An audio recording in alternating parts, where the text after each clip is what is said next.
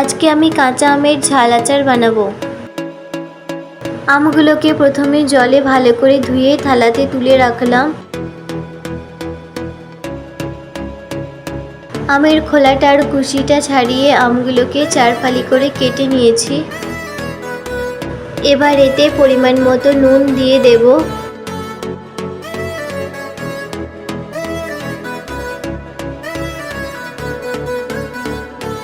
আর 1 চামচ হলুদ গুঁড়ো দিয়ে দিলাম।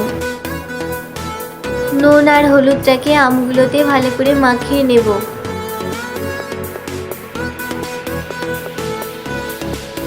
আমগুলোতে নুন হলুদ ভালো করে মাখানো হয়ে গেছে। এবার এটাকে আমি রোদে রেখে দিচ্ছি। 2-3 দিন রোদে দেওয়ার পর আমটা এরকম শুকিয়ে গেছে। আমগুলোকে আমি একটা কাঁচের বয়ামে ভরে নিচ্ছি।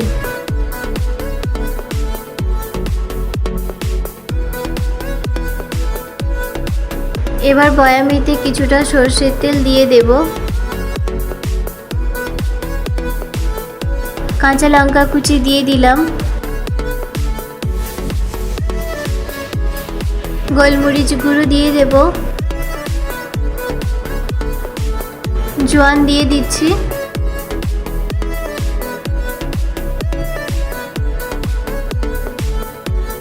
শুকনো খোলায় মেথি, মৌরি, গোটা ধনে।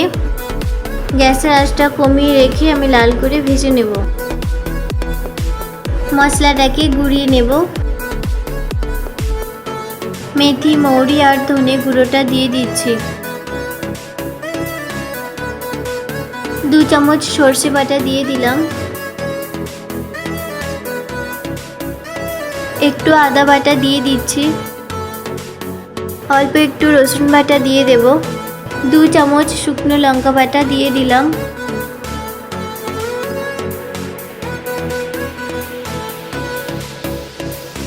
কাঁচের বয়ামে ঢাকাটা লাগিয়ে আমি এইভাবে ঝাঁকিয়ে দিচ্ছি। এই আচারটা যত পুরনো হতে থাকবে তত ভালো লাগবে খেতে। আচার বানানো হয়ে গেছে। এবার এটাকে আমি ঘরেতে রেখে দেব। রেসিপিটা ভালো লাগলে একটা লাইক সাবস্ক্রাইব করে দেবেন।